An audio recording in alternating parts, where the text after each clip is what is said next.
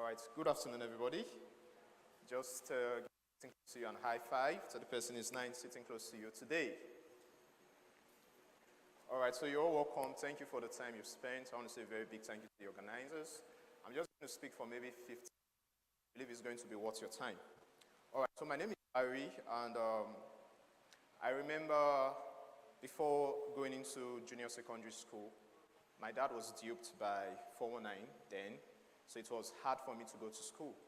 So I had to sit in the house for just one first term, and I live in an estate. So the mindset I had about those who stays in estates is those who go to public schools are usually the house help, right? But there I was, done with primary school. I needed to further, but there was no money to go. So as a young guy, the only option I had was to work. And in the estate where I was staying, we had event planners. We usually prepare events for kids during their parties and the rest. So I started wearing Barney. How many of you remember Barney? So when you watch Disney, you see some very fat-looking Barney, but imagine a young guy of maybe 12 years putting on that costume. So that was a dwarf or a, kind of suffering Barney. But I did that for a couple of months, and I was able to save about 3,500. The only school 3,500 could take me to is a school called Ogborikoko Secondary School. Come on, celebrate grace. Put your hands together for Ogborikoko Secondary School. So I went to Ogborikoko Secondary School, and I was there for GS1, GS2, TEDxEffurun. While I was in that school, because of the mindset I had, right, that those who go to public schools are not supposed to be intelligent, they are supposed to be like, then in public schools, people fight. You go to school with cutlass, you go to school with daggers. It was that terrible, right? So I made up my mind I wasn't going to be a serious student. So because of the decision I've made, someone spoke about choices, Pastor Vera. So because of the decision I've made, when it was time for test, right, I say how to write test. When it was time for test, intelligent students in public schools or in schools generally usually like sitting at the front. So I'll just target when it's close to break period, and then I'll steal notes of those sitting at the front. Old things have passed away, old things are new, right? All right, so what happened was, there's a way you are dull, you do expo and still fail. You can relate, of course. Hope you are not like that, or were like that, right? So I'll steal the notes. Something happened. I got my results for a particular term, and my result was bloody. You know when we say your result is bloody? Slaughter cow, ants were killed, and all that inside your results. So it was F, many F, red. So I decided I was going to be smart as a sharp worry boy. So I got, I think, 29 over 100. Can you imagine? So what I did, Jesus Christ. After I got the slip, I said, my dad usually doesn't check my results. So I was like, but this particular term, he requested for the report card. So I just gave an excuse. I said I was going to do some surgery. So I changed my first test. That was supposed to be 7. That was supposed to be theory. I think I changed it to 17 over 20. Then I changed the one that was theory to 7. So at the end of the day, the 27 turns to 77, right? So my dad decided he was going to look properly into the results, and he saw the lines. It wasn't adding up. And then at that point, he literally just gave up on me that do anything you want to do. And I was so excited. So sometimes I would go to school 10 a.m. with my shirt, with my pants sleeping. Big boy. You know what I'm talking about? All right? Miracle happened in a sense. My uncle that was closest to me. So that sort of made me realize how short life could be. So I made up my mind I was going to give life my best, see the results I could get. Because now my dad was going to be responsible for my cousins, and I didn't want to be burdened. And while I was there, he said, I can do something, I can make something out of my life. So but this time around, when I'm paid the 800 or the 500 or 300, instead of buying jeans like my guys were buying, instead of buying clothes or going for parties, I started buying textbooks. So I've already lost the foundation for education. So I thought it would be impossible to learn how to calculate and all that. So I just went straight. I started in government. I said I was going to be reading just 35 minutes every day. So I started studying. Lo and behold, the results came out for SS2 second term. I was the second best student in class. Come on. And I went to TEDxEffurun campus. I did a program in law. We had over 200 persons registered for that program. I graduated with one of the best results, very close to a first class, right? So today, I just finished a training for some of the staff of one of Nigeria's biggest corporation, right? And I was paid in like 6 digits to teach for a couple of days. Yes. So that level of transformation happened. But I want to bring out some very, very important points that was responsible for that, right? And one of them was my mind shifted. And how did my mind shift? My mind shifted because of the words I was exposed to, right? So initially, I had some limiting thoughts that if you're in a public school, you're not supposed to excel. But what I've come to realize is your location is not as important as your disposition. Can I say that again?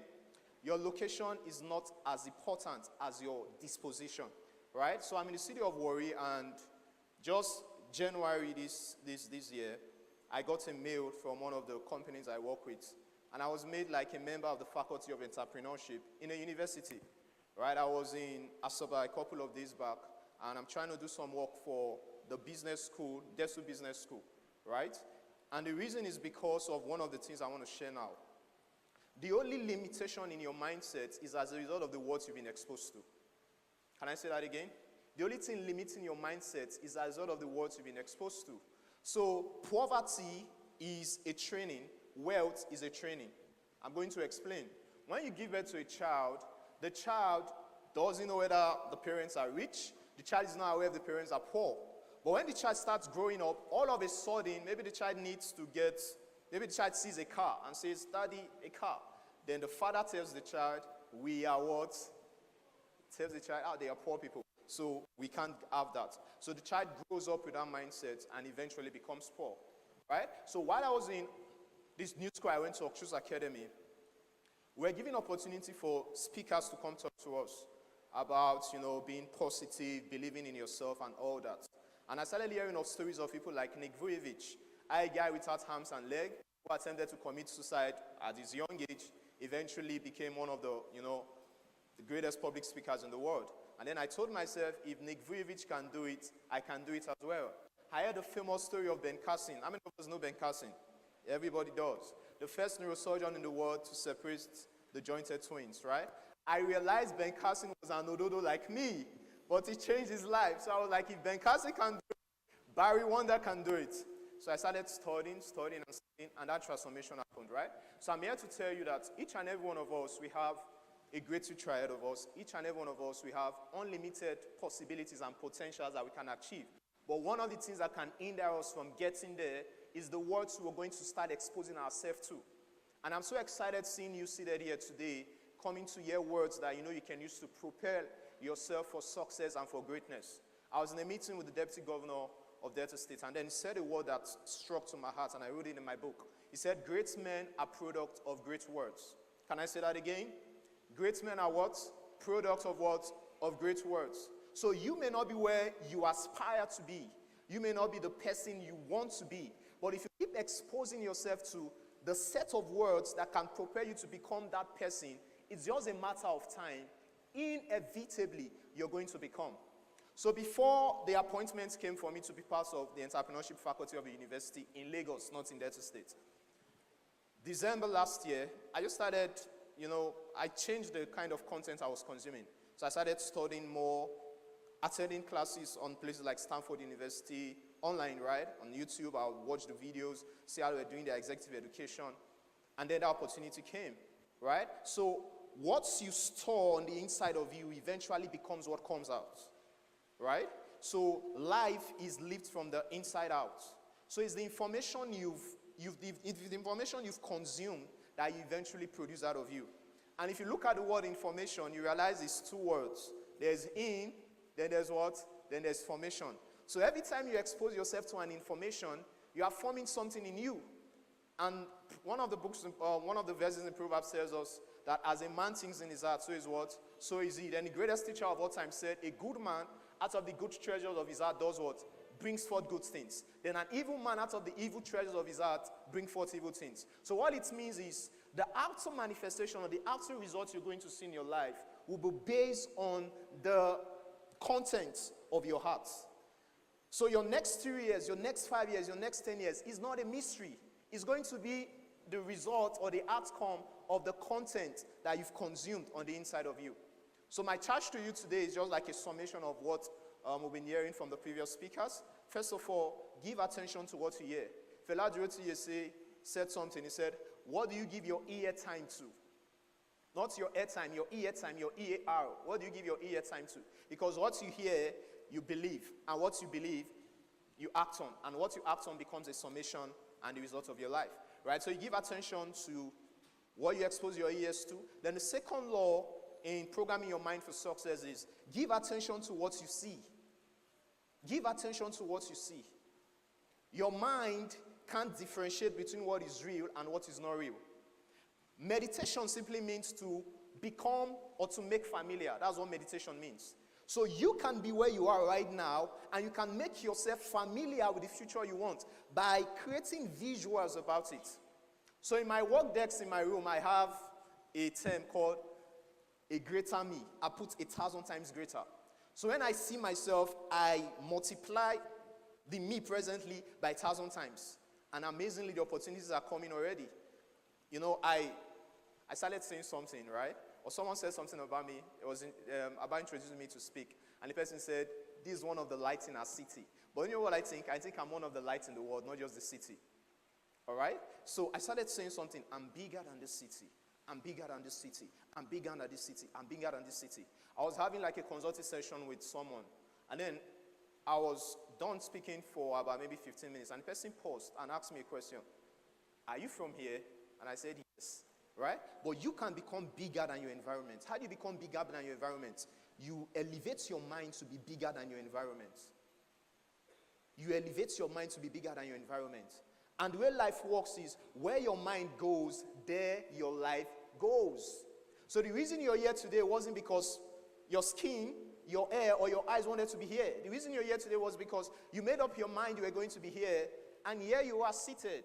So your next 10 years, your next 5 years, your next 3 years, the tail end of your life is going to be based on the decisions you're going to be making with your mind. And then not make a decision based on where you're coming from. Some years back, from one of the speakers I came to speak to us while we were in school, said something. Said, don't let your background put your back on the ground. And I like that. Can I say that again? Don't let your background put your back on the ground. So Jessica said something.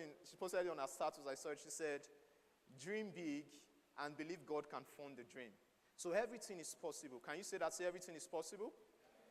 I can be anything. I can achieve anything. Right? So this is the second way you program yourself for success. So you are what you are as a result of all the words you've been hearing and all the words you've been saying. Your next level will also going to be as a result of the words you're going to start saying about yourself. The story of creation tells us vividly how in the beginning God had nothing. The world was in disarray. Everything was void. What did he do? He started speaking what he wanted to see. And after a period of time, as he said, so it was. So in the same way, if you will be sincere and you take inventory of your life, you're going to realize all what you have today are the things you've been saying about yourself or the things you've been hearing about yourself. So where do you want to be in the next 10 years? I started saying just recently I'm worth over $10 million. Right? Because all the things I've been saying before, I've seen them happen. So I'm elevating my financial goal. So it's $10 million. That's what I'm saying about myself. And one of you can choose to maybe just give me $1 million after this talk. Right? Yeah. So you start saying what you want to see. You create visuals about what you want to see. I have books published today. These were things I was saying some years back. These were things I'll do designs and stuff like that. But I was creating those impressions in my mind. And today, all of them, with an exemption of one, is a reality. So I can tell you this is a short principle. Okay, I think some of you are writing. Can you just lift up your pen? Just lift up your pen. If you let go of the pen, what's going to happen? It's going to fall. Why? Because there's a law called the law of gravity. So cause and effects, law of gravity, all things being equal, the object is going to go down. So these are laws that you can apply, and inevitably, it's going to give you the life you desire. So firstly, I said you should control what you give your mind access to, the information you consume. While I was in Asaba, in the hotel we stayed, we had a TV, but it was never on for the 4 nights we were there. The reason is because I don't watch television. I barely watch television. I have a favorite channel on that's Just Fit Africa. That's what I watch, or maybe CNN, right? So I barely watch television. Why? I'm very conscious of what I expose my mind to. Are you aware that there are some songs you never intentionally sat down to practice, but you were in a public place and the song came up, you just started singing the lyrics, but you never intentionally learned about it? That's what happens to your mind. That's how powerful your mind be. The things you subconsciously expose yourself to, you eventually start saying. And the things you say, eventually you start doing with your life. So the question is, to every one of us here, what do you want to be? I made up my mind I was going to be one of the best management consultants in the world. I don't think city, I don't think nation, I think about the world. Because I was studying some years back, reading very important. I was studying some years back, I saw that I'm a seed of Abraham. So as a seed of Abraham, I've been ordained and destined to be a blessing to all the families and nations of the world. So I think at the age of 19, I wrote down a financial goal for myself. And I said I was going to be what? I wrote down something, $400 and something million. That was what I wrote down. And the reason I had the guts to do that was because of what I've seen. So I said if I will write a book and just 10% of the people in this world are going to buy that book, the world has over maybe 6 billion people. So if just 10%, which is 600 million, will buy a copy of my book, that would be like $600 million. So I knew I was never going to be poor. So what your mind does for you is your mind can give you that certainty that you're going to be successful. Your mind can give you that certainty that you're going to be great. It happens from within, first of all. It happens from within. If I ask you to stand up now, you're not going to stand up just with your leg. You're going to stand up with your mind. So if we're talking about beacon, the light bulb, first of all, has to be switched on in your mind. When it's switched on in your mind, then your possibilities are limitless. So you must see yourself the way you've been created. You've been created to be a creator. You've been created to be a success.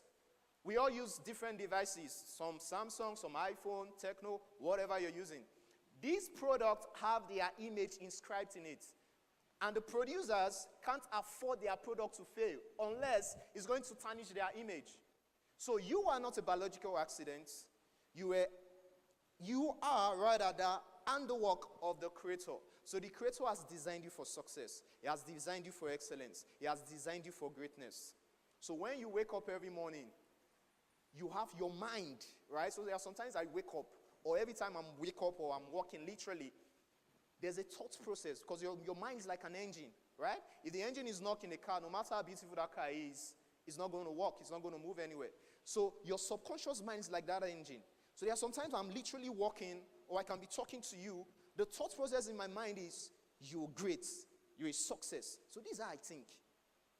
So I can't have anything opposite of my thoughts because a man, as he thinketh in his heart, so is he. Right? So you must become conscious of your thoughts, first of all. Talking about mind management, you must become conscious of your thoughts. What are your thought processes like? What are your thought processes like? Do you have limiting thoughts? You must become conscious of what you think about. Joyce Meyer said, think about what you're thinking about. Does that make sense? So you think about what you're thinking about. Are you thinking you don't deserve this? Are you thinking you're not equipped for this? So when you have a thought like that, I'm a person of faith, so I'll tell myself my sufficiency is not of myself. God has made me sufficient, right? So when you have those limiting thoughts, immediately you change it. So you can monitor yourself and say, for this 1 week, this is a limiting thought I've observed about myself, and this is what I want to change it with, right? So every time that thought comes, you counter it with another thought. And when the thought keeps persisting, there's a tool that is greater than your mind. The tool that is greater than your mind is your tongue. Does that make sense?